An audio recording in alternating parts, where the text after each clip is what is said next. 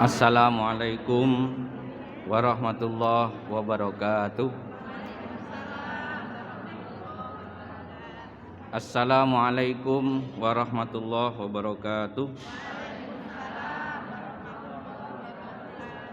Assalamualaikum warahmatullahi wabarakatuh.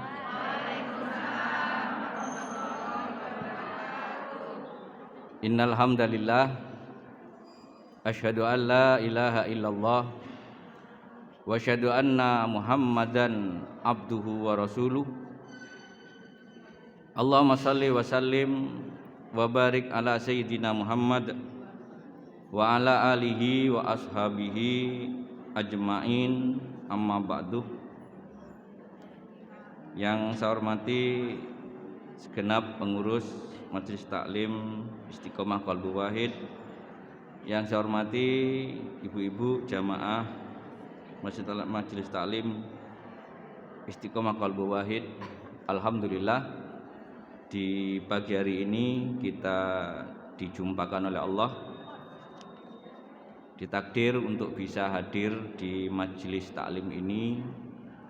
Semoga kehadiran kita semakin menambah kualitas iman kita, kualitas ketakwaan kita, kualitas kedekatan kita kepada Allah Subhanahu wa taala. Amin.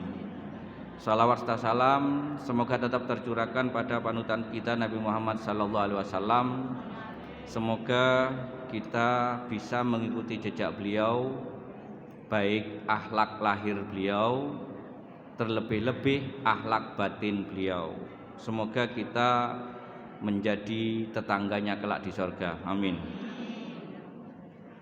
Ibu-ibu yang saya hormati, melanjutkan kajian kitab Al-Hikam. Kitab Al-Hikam ini, atau banyak orang menyebut tasawuf, itu banyak yang salah asumsi bahwa tasawuf mengatur akhlak. Tidak, pada dasarnya tasawuf itu menata hati.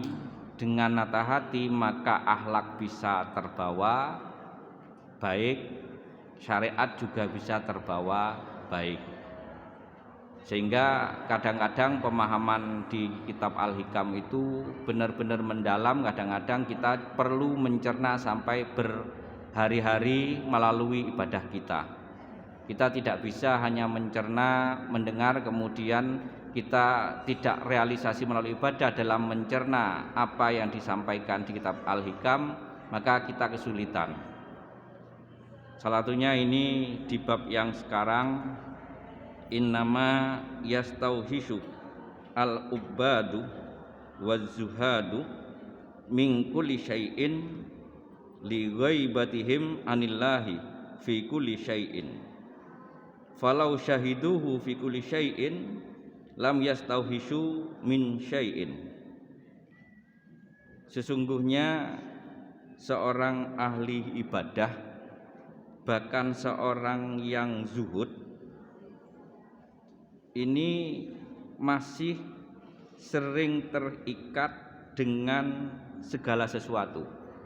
Ibadah maupun zuhud, ibadah ini apa ini saya terangkan, sering terikat dengan segala sesuatu karena mereka belum mengenal Allah yang sebenarnya. Li ghaibitihim anillahi fi kulli syai'in, dalam segala sesuatu itu. Falau syahidu, seandainya mereka menyaksikan Allah fi kulli syai'in, dalam segala sesuatu itu, lam yastauhishu min syai'in, maka hatinya tidak akan terikat dengan segala sesuatu itu. Ini pengertian yang dalam sekali, perlu mencerna, memahami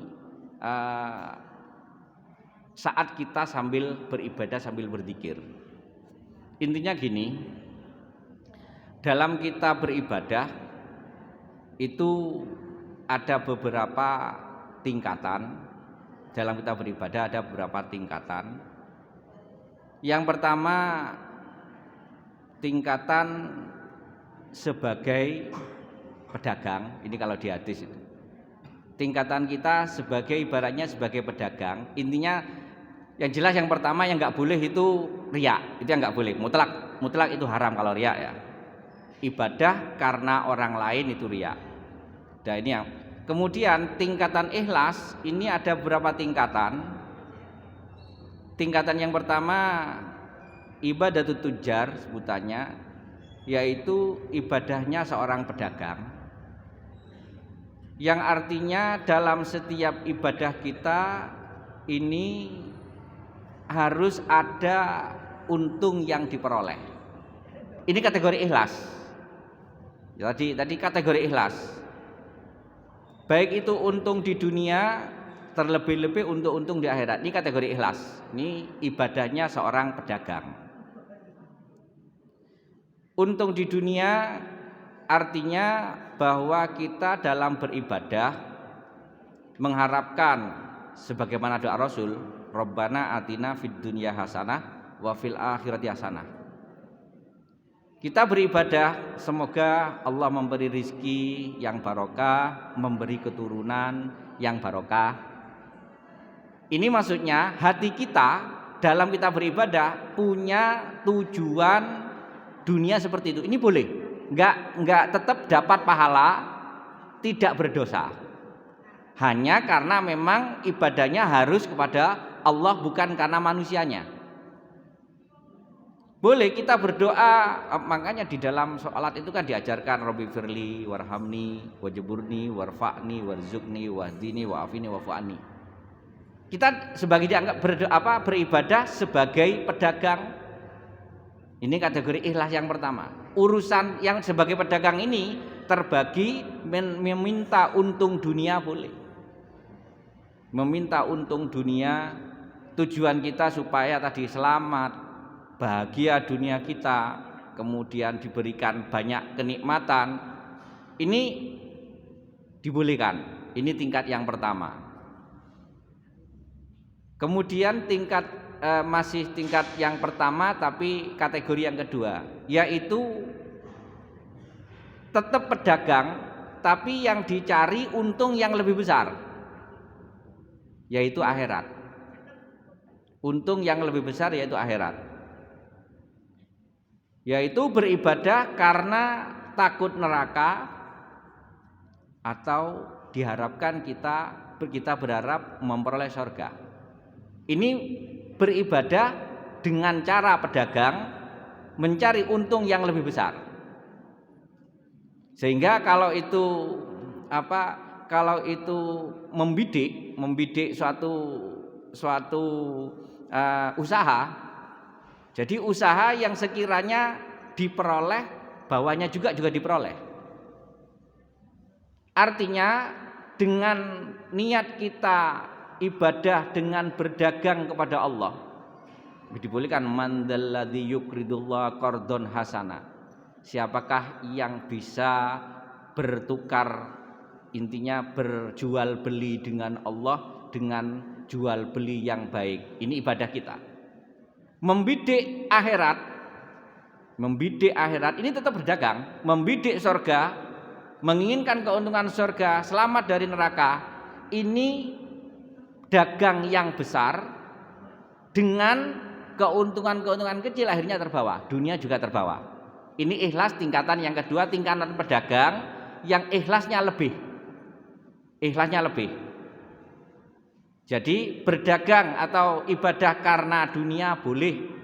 Kemudian kita tingkatkan ibadah karena ingin akhirat semata. Apalagi Rasulullah mengibaratkan innama masalul hayatid dunya fil akhirah kamasalil asabi'i yaj'alu ahadukum fil yammi.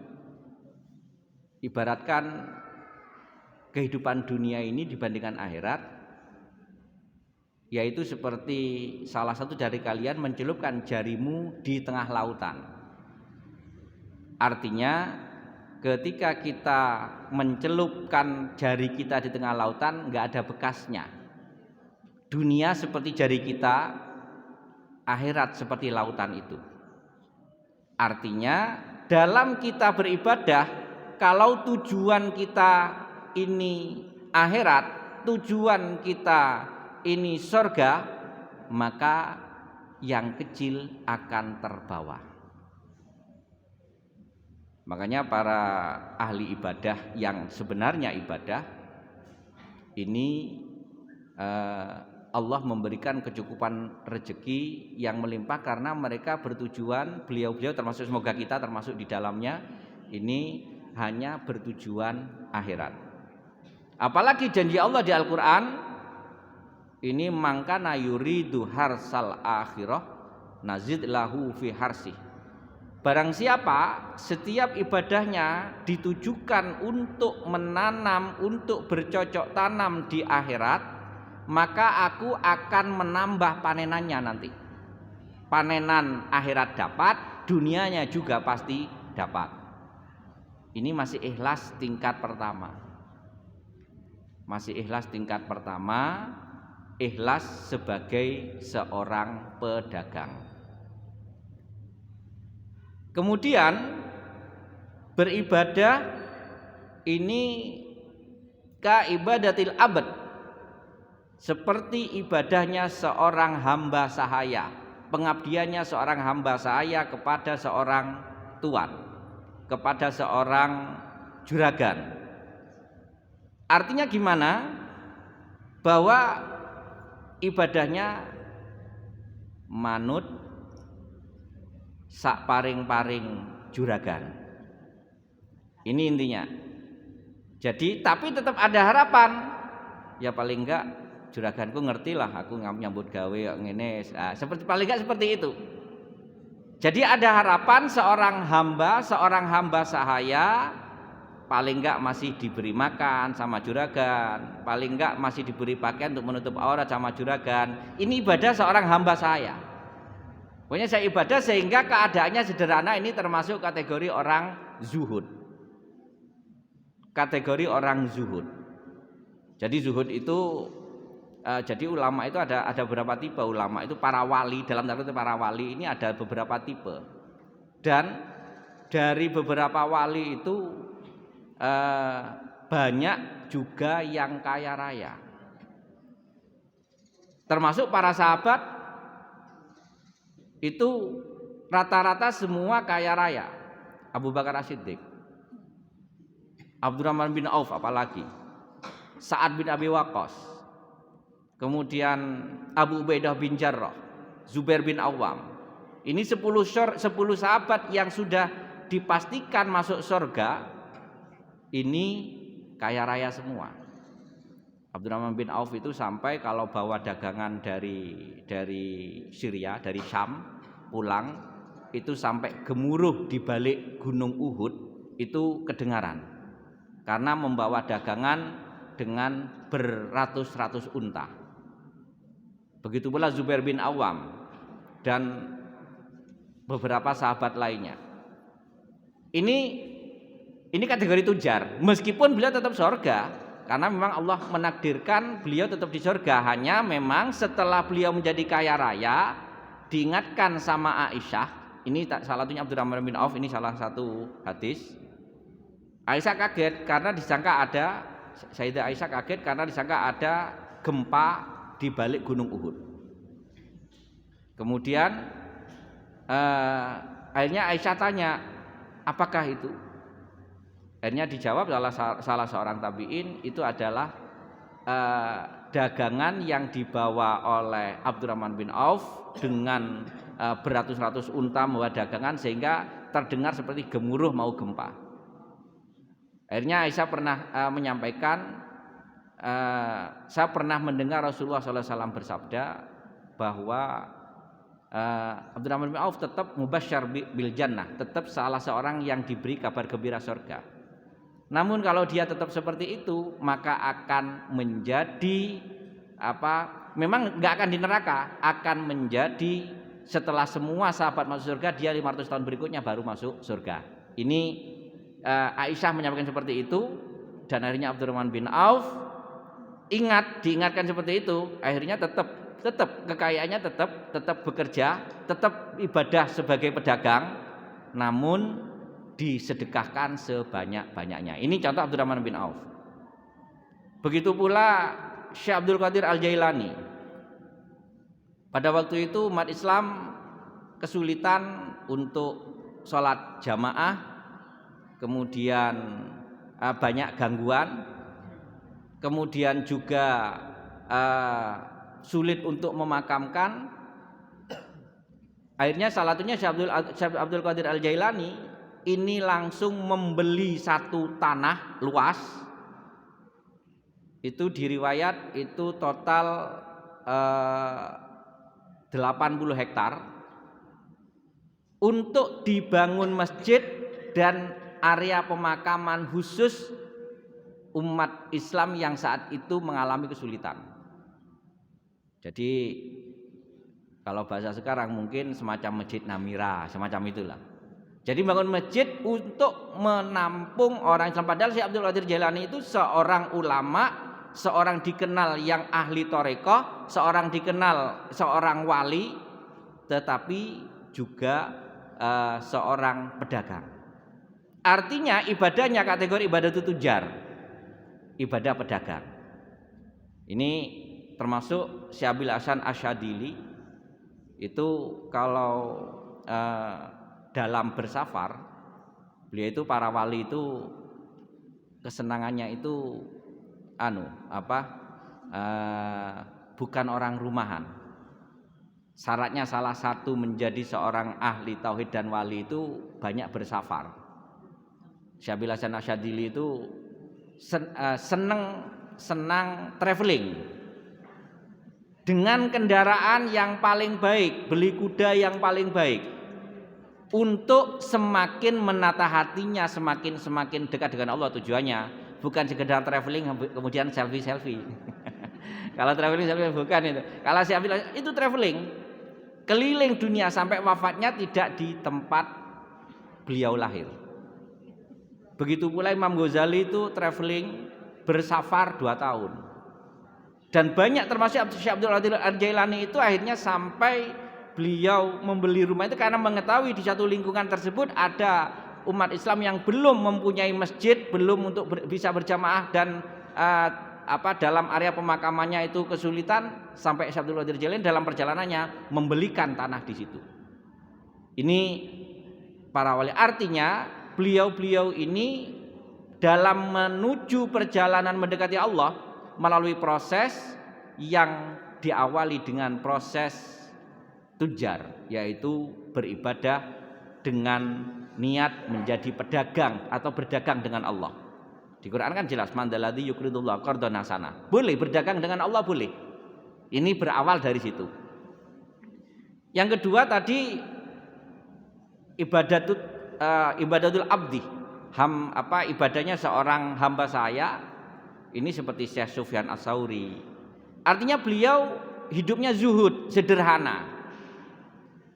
Pakai baju sekenanya. Misalnya pakai celana dilinting siji gak kerasa, atau mungkin baju sederhana kelihatan lusuh dan macamnya. Ini kategori orang zuhud. Jadi kategori orang zuhud pokoknya nggawe klambi sak karepe, pokok gawe nutup aurat, tidak harus dia fashionable, dia seorang yang biasa-biasa saja keadaannya, pakai kendaraan yang sederhana saja. Ini kalau tadi umat ulama yang satunya tetap meningkatkan daya jualnya di masyarakat untuk tetap bisa berdakwah, tapi tetap menjaga hati dekat dengan Allah. Yang satunya apa adanya, sederhana. Ini ibadahnya seorang hamba sahaya yang menata bagaimana dia hidup, sudah apa terserah Allah. Jika tadi memakai seadanya, makan seadanya dan seterusnya.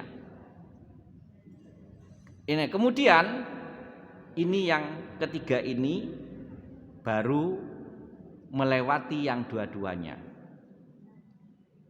Artinya orang yang beribadah tadi seperti pedagang, ini ada keterikatan dengan dunianya, ada keterikatan dengan akhiratnya.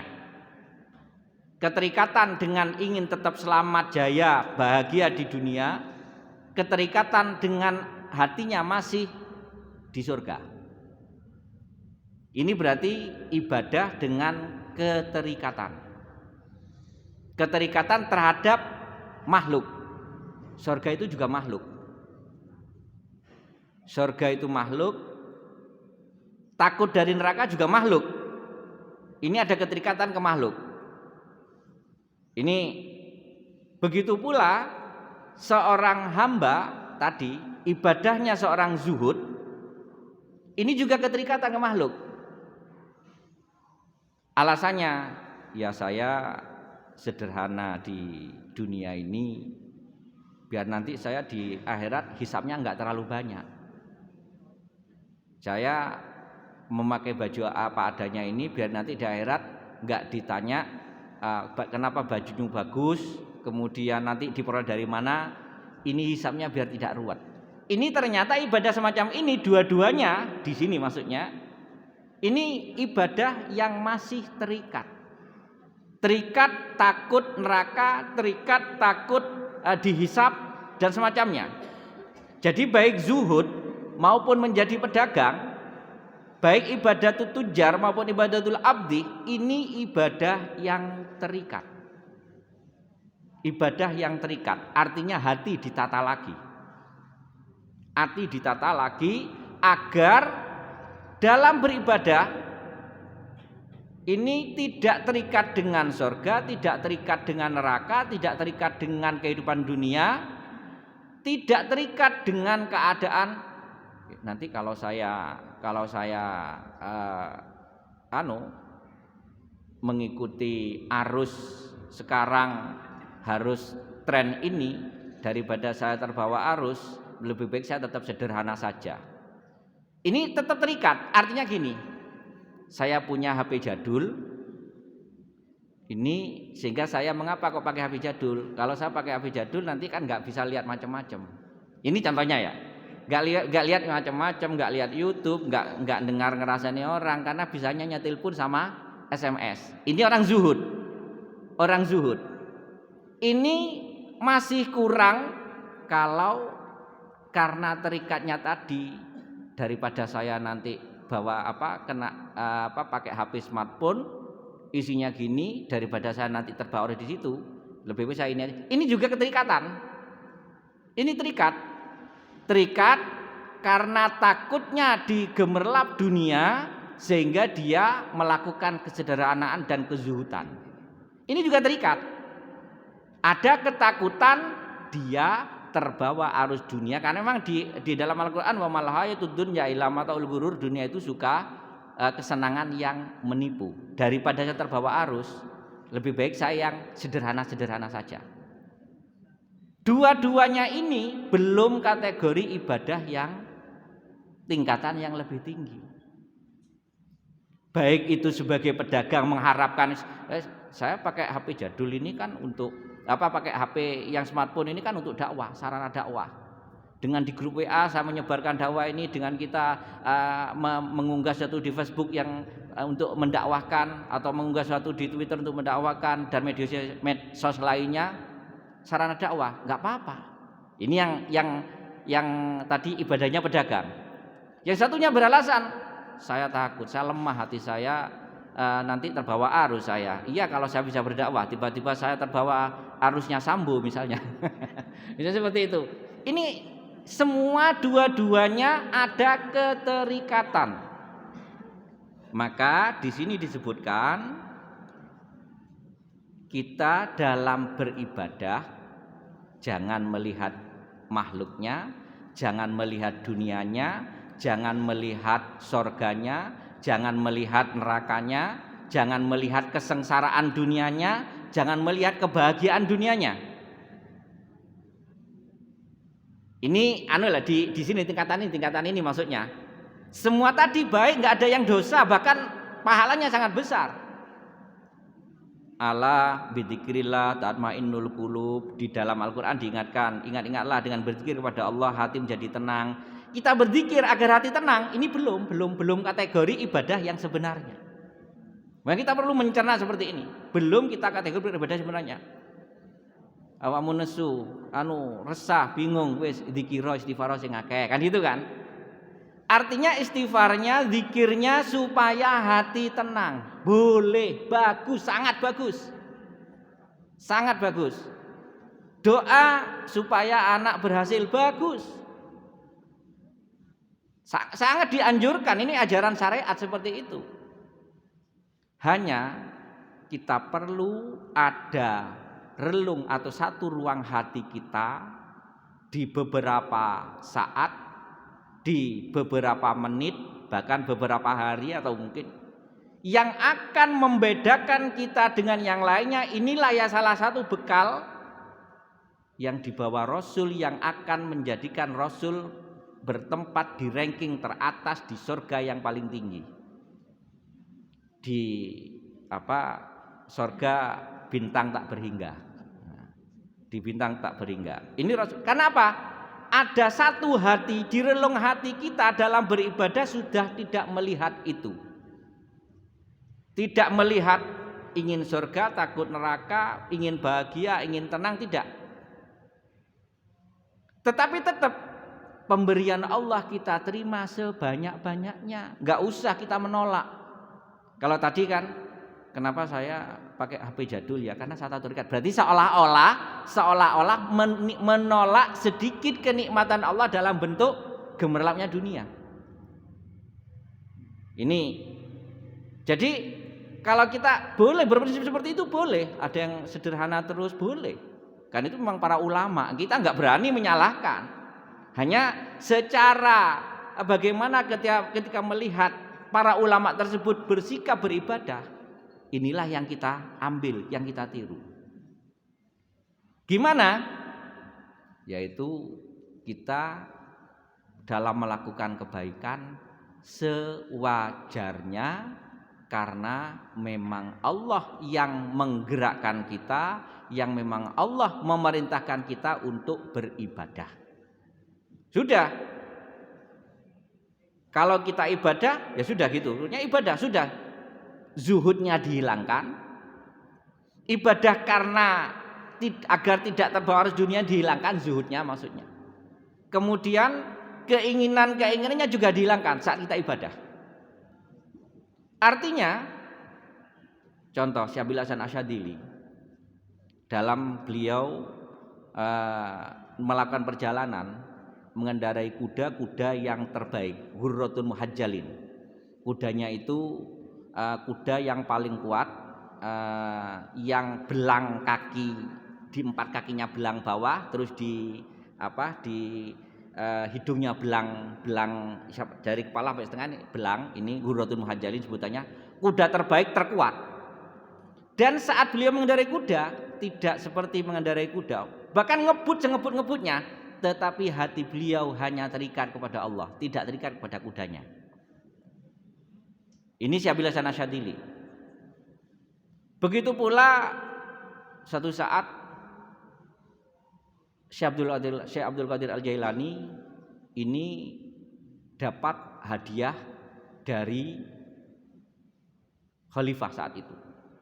Dibawakan 1 karung lantakan emas. Intinya karena beliau memang ibadahnya sudah nggak berpikir itu sudah. Karena beliau juga kaya raya. Kemudian Allah yang menggerakkan beliau di depan utusan khalifah, di depan utusan presiden. Ini yang dihadiahkan kepada saya. Kelihatannya ini bukan emas.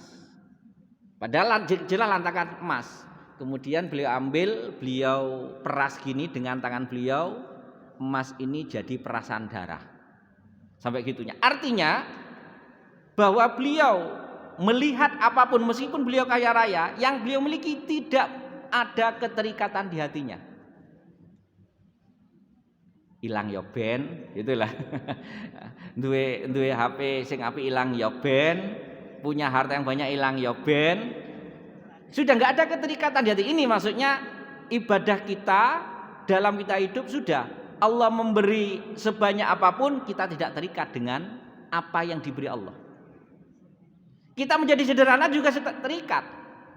Menjadi sederhana karena ada keterikatan takut kita tidak bisa mengelola harta itu misalnya. Akhirnya kita menjadi sederhana. Juga terikat.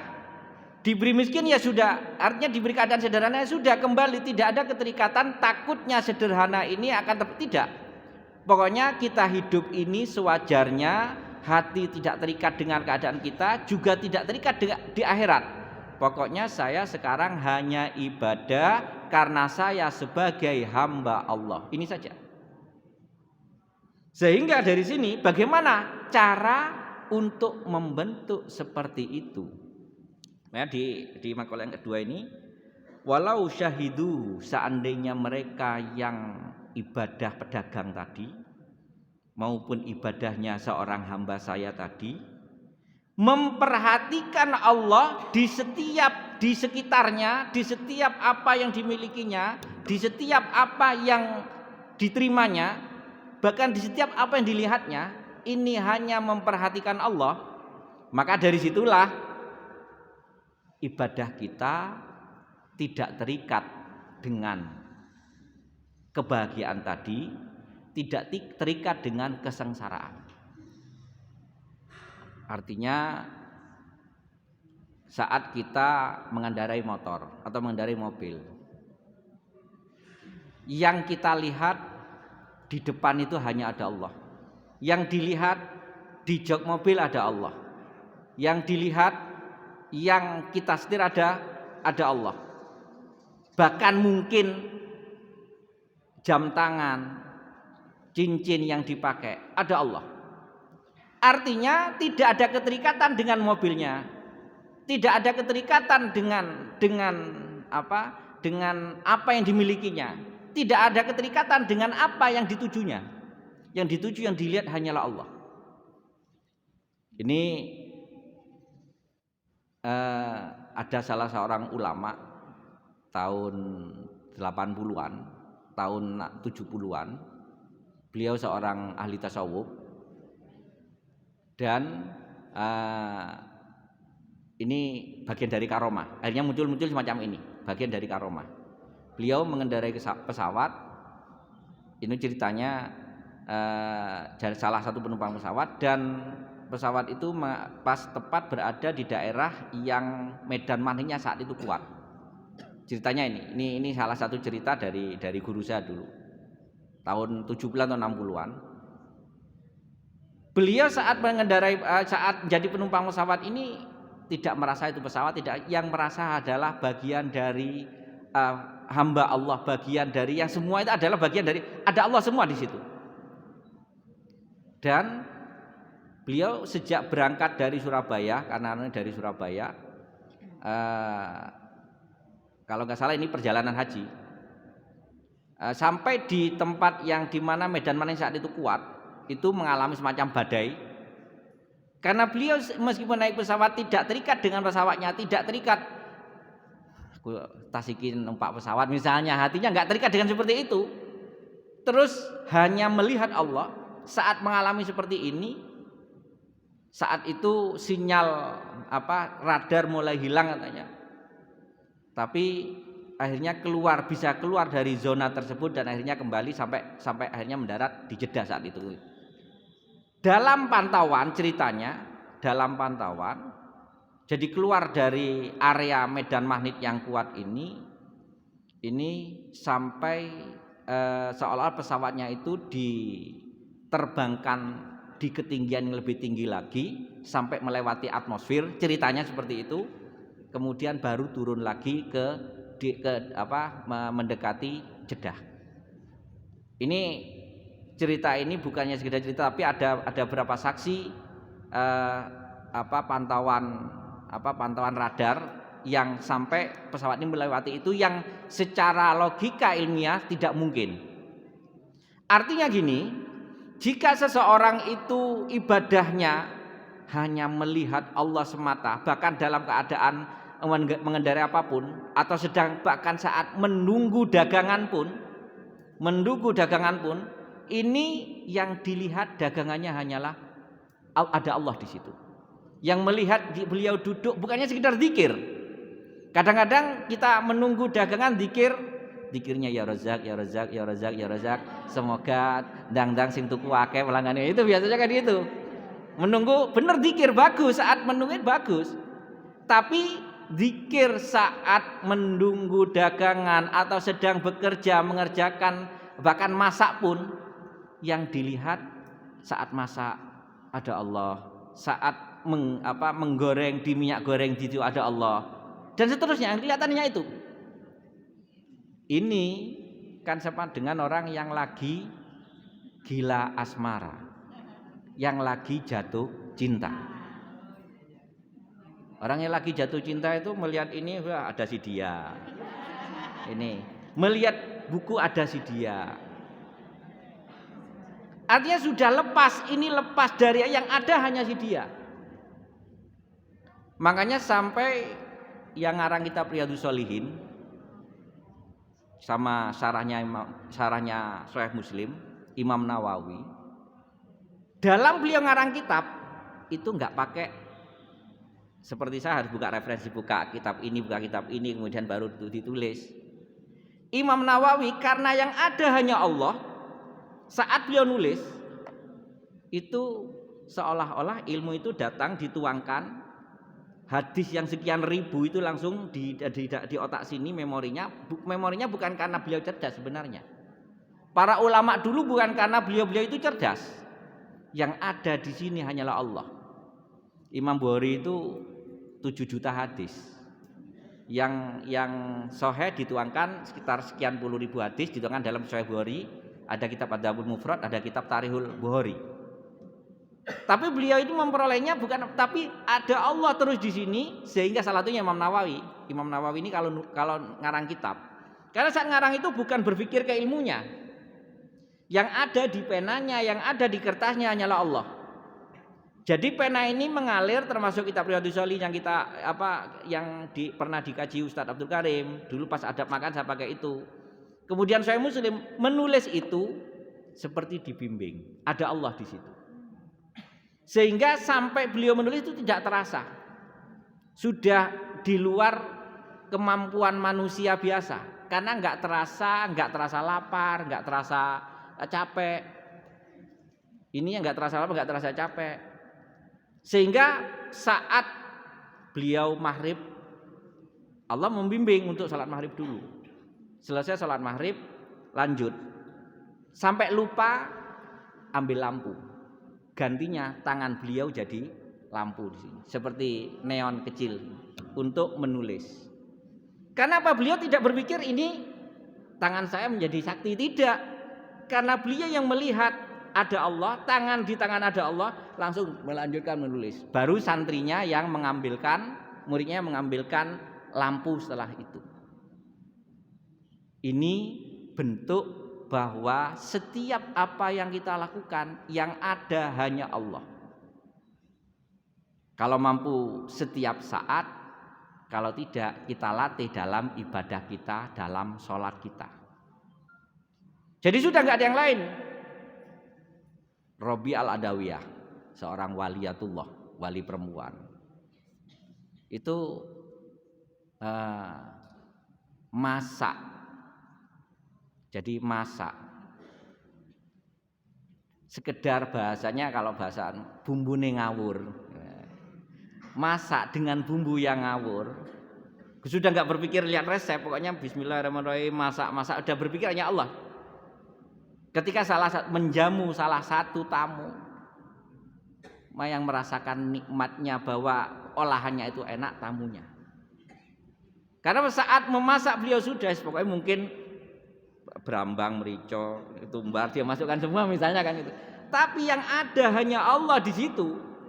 Di mericonya, di berambangnya, di mana ada Allah dalam memasak itu. Sehingga ketika diperjamukan kepada orang yang bertamu, merasa masakannya sangat nikmat, sangat enak, sangat lezat. Ini cerita beberapa orang-orang yang pernah melewati zuhud, pernah melewati ibadah sebagai pedagang, pernah melewati ibadah sebagai hamba, pernah melewati dia menjadi kaya raya, pernah melewati dia hidup sederhana. Sehingga di antara dua itu muncullah satu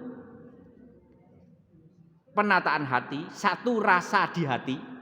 Jadi satu rasa di hati itu terlewati semua. Rasulullah mengalami pernah kaya sebelum masa diisolasi sama orang-orang kafir Quraisy.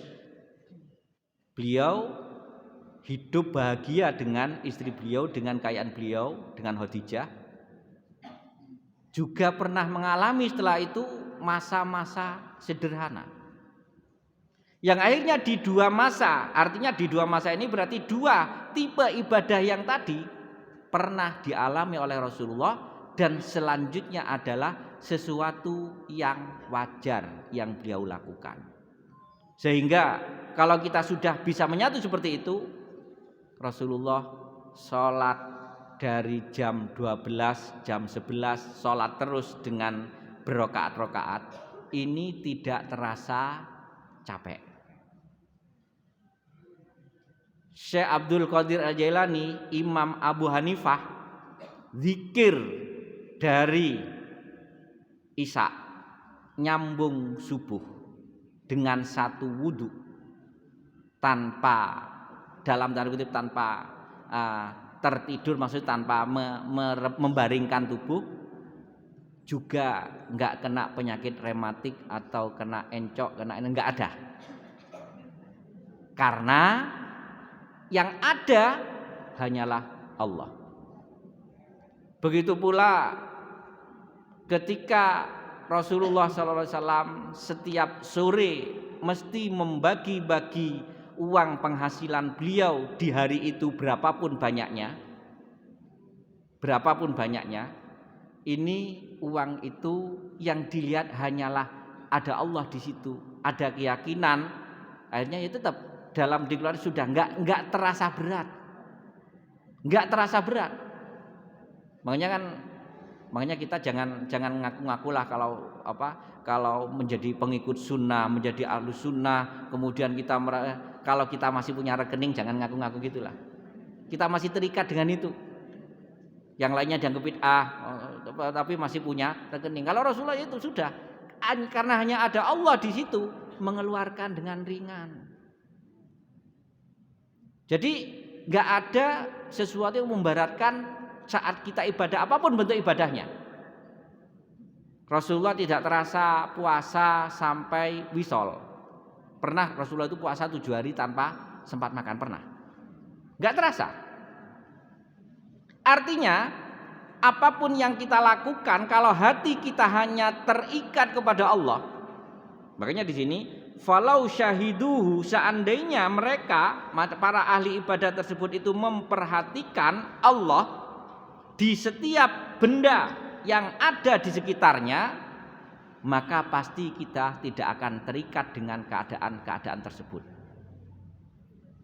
Gak terikat takut hilangnya bendanya, gak terikat takut hatinya resah, gak terikat takut nanti di neraka, nggak terikat keinginan surga, sudah nggak ada keterikatan seperti itu, baru ibadahnya ini ibadah yang memang Allah perhatikan. Kalau dengan makalah yang sebelumnya, karena ibadahnya muncul dari hati yang sebenarnya, maka cahaya ini yang akan menjadikan cahaya yang akan membimbing kita kelak di padang mahsyar sampai ke surga.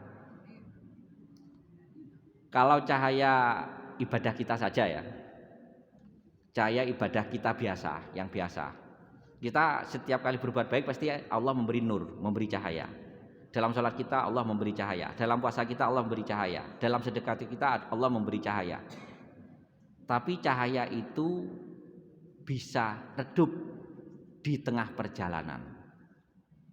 Tetapi cahaya yang muncul dalam saat kita beribadah tapi tidak melihat ibadahnya, dalam kita beribadah, dalam kita berbuat baik tapi tidak melihat kebaikannya, tidak memperhatikan hasil yang akan kita perolehnya, tidak akan memperhatikan efek yang nanti akan kita peroleh, termasuk dalam meninggalkan kemaksiatan, ini juga harus yang dilihat hanya Allah.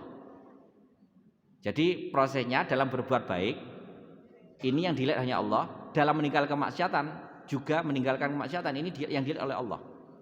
Kalau kita dalam berbuat baik tadi agar memperoleh efek yang baik, dalam meninggalkan kemaksiatan agar kita tidak sengsara, agar kita tidak terkena penyakit, agar kita tidak membahayakan, ini masih syariat biasa.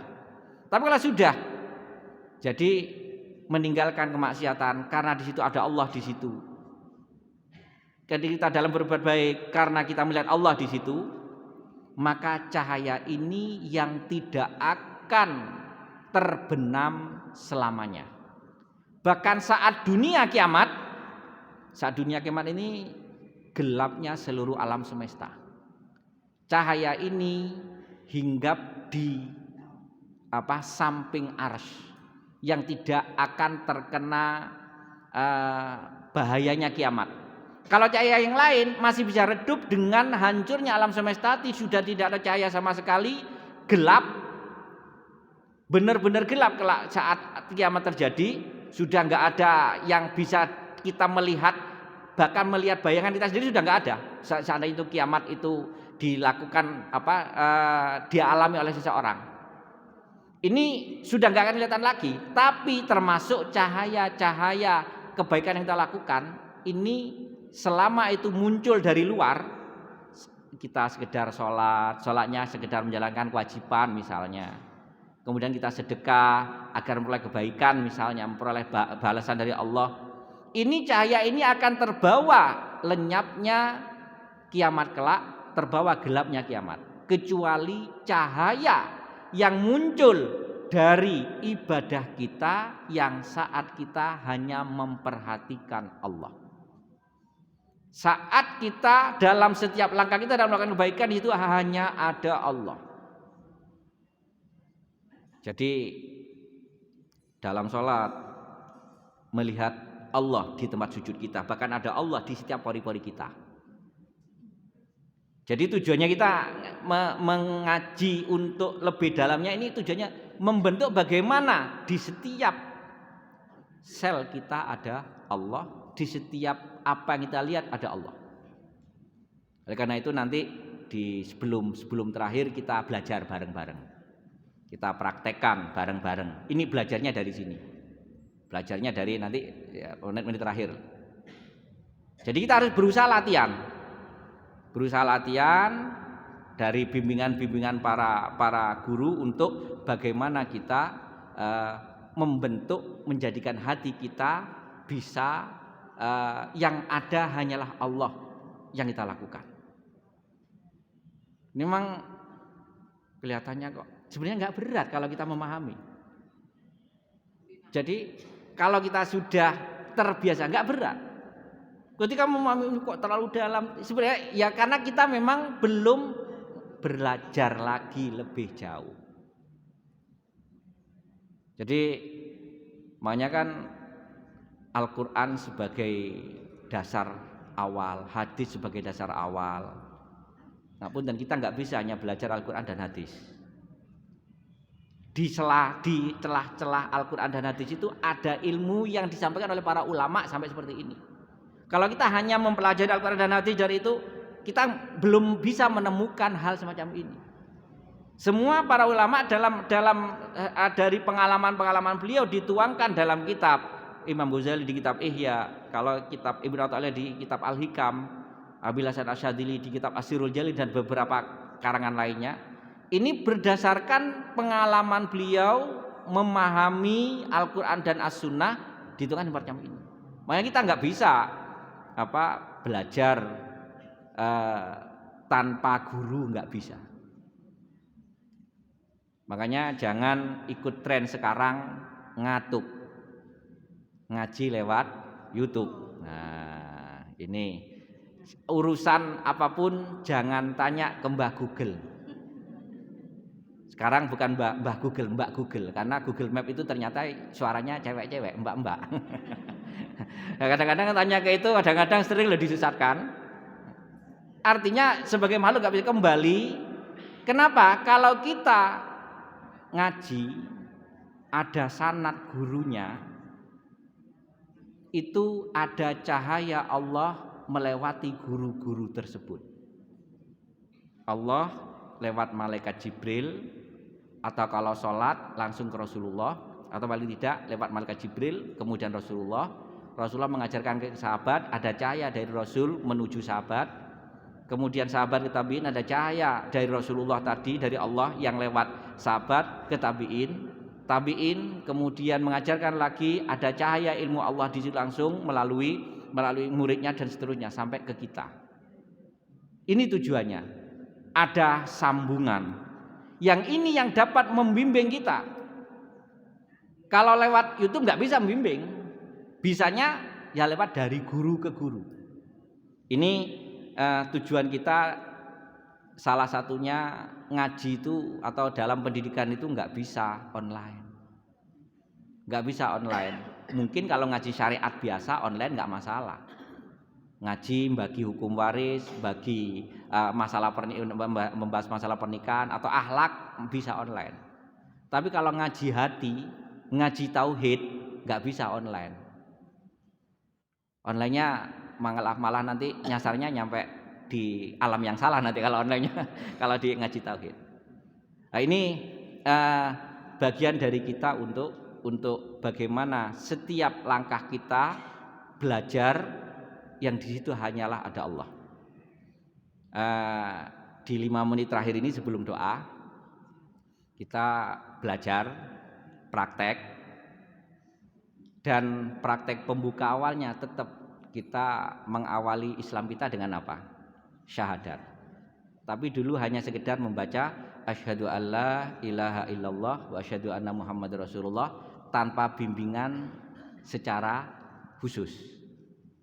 Pokoknya baca syahadat memang sudah Islam, kalau sudah baca syahadat sudah Islam. Tapi bagaimana meningkatkan kualitas Islam kita melalui hati kita. Kalau meningkatkan kualitas Islam kita dengan akhlak, dengan ngaji, salah satu, tapi ini melalui hati kita. Oleh karena itu nanti intinya gini, yang pertama dalam proses menuju kita hanya mengenal Allah. Jadi tasawuf itu intinya mengajak kita bagaimana setiap sel kita ini ada Allah, setiap di sekitarnya ada Allah. Sehingga salah satunya nanti ketika kita bersuara, yang ada hanya di telinga kita hanya ada suara kita. Kemudian kita saat menggunakan mata kita memandang, maka pandangan mata kita ke satu arah karena di situ seolah-olah terlihat ada Allah. Begitu pula saat ini beberapa metode yang digunakan oleh para ulama itu, katanya akhirnya ada yang membid'atkan pakai tasbih. Sebenarnya tasbih itu juga sarana. Ada yang pakai tasbih misalnya. Tasbih itu sarana, padahal kalau hadisnya banyak tentang tasbih itu dibolehkan hanya sebagai sarana untuk seolah-olah kita sambil bertasbih ini agar tangan kita ini juga ikut ibadah, ikut dzikir. Yang dzikir bukan hanya lisan kita, tapi telinga kita dzikir dengan mendengarkan ucapan kita.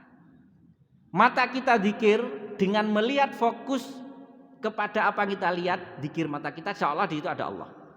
Tangan kita misalnya yang memegang tasbih ikut dzikir dengan seolah tangan kita bagian dari tubuh kita, ada sel-sel kita yang ada Allah di situ.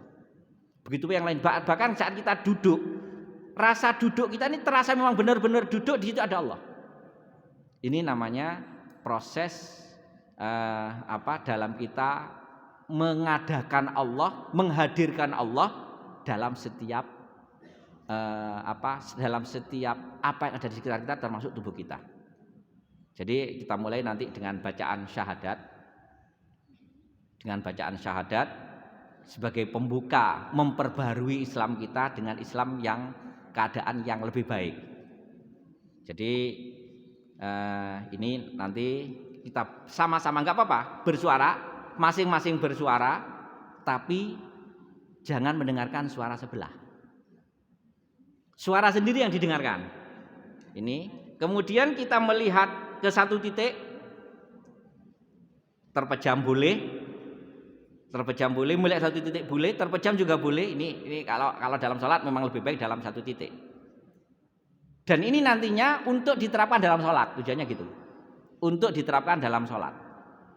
Kita belajar di luar sholat dulu sekarang. Kita mulai. Jadi kita mencoba lihat satu titik. Kemudian telinga kita siapkan untuk mendengarkan syahadat kita. Tangan kita entah megang apapun saat itu kita fokus benar-benar memang megang, kita duduk benar-benar duduk, baru kita mulai syahadat. Bismillahirrahmanirrahim. Asyhadu an la ilaha illallah wa asyhadu anna Muhammadar Rasulullah. Asyhadu an la ilaha illallah wa asyhadu anna Muhammadar Rasulullah. Asyhadu an la ilaha illallah wa asyhadu anna Muhammadar Rasulullah. Mungkin ini. Jadi intinya kita belajar setiap saat seperti ini. Dan kalau ingin nangis, luapkan. Jadi dengan zikir mengawali seperti ini, suara kita dengar, kemudian getaran tubuh kita rasakan, mata kita melihat apapun yang ada itu itu pasti hati kita akan tergetar. Tergetarnya itu ikutkan. Dengan seandainya ingin menangis, luapkan. Ini yang akan mengantar kita menjadi yang disebutkan di dalam surat Al-Anfal, innamal mu'minuna alladzina idza dzukirallahu wajilat qulubuhum wa idza tuliyat alaihim ayatuhu zadatum imana wa ala rabbihim yatawakkalun, yaitu jika disebut nama Allah hatinya tergetar. Dan jika dibacakan ayat-ayat Allah imannya bertambah. Dan akhirnya muncul kepasrahan total di hadapan Allah. Inilah penerapan. Jadi saya mengawali, terus mohon untuk belajar sendiri setiap saat. Jadi ini intinya dari surah Al-Anfal ya seperti itu. Dari surah Al-Anfal. Dan tujuannya nanti kita terapkan dalam sholat. Jadi misalnya, terutama sholat sunnah sendiri, saat mau memulai, siapkan telinga untuk mendengarkan takbir kita seperti tadi. Kemudian siapkan tangan kita dalam menggerakkan takbir, rasakan getarannya. Siapkan mata kita dalam melihat tempat sujud kita, benar-benar di situ ada getaran dari mata kita. Setelah itu pasti hati kita tergetar untuk ingin meluapkan sesuatu. Luapkan, nangis, ikutkan dalam tangisan. Ini yang pernah dialami oleh Abu Bakar. Dan setiap saat dialami oleh Abu Bakar, dan ini yang dialami oleh Umar bin Khattab dalam setiap sujud beliau. Mungkin ini yang pernah saya terima dari guru saya. Saya itu diajari nangis sama guru saya itu ya dari awal ini. Dulu seolah-olah ketika saya belum bisa masih namanya terbawa arus remaja, masih muda. Seolah nangis itu sesuatu yang cengeng, padahal setelah saya waktu itu ikut di belakang guru saya berdoa zikir bareng, kemudian seperti itu, dari situlah saya akhirnya menjadi orang yang cengeng saat kita berdoa maupun saat kita berzikir. Mungkin ini yang saya sampaikan, semoga bermanfaat. Kita tutup, dan dalam kita tutup doa mohon sama dengan tadi, kita doa yang ada hanya amin kita yang didengar di telinga kita. Jangan dengarkan saya. Intinya doa itu hanya amin itu kan artinya ya Allah kabulkanlah doa kami, harapan kami. Itu akan mengantarkan kita menjadi orang-orang yang akhirnya yang ada diri kita hanyalah Allah SWT. Amin.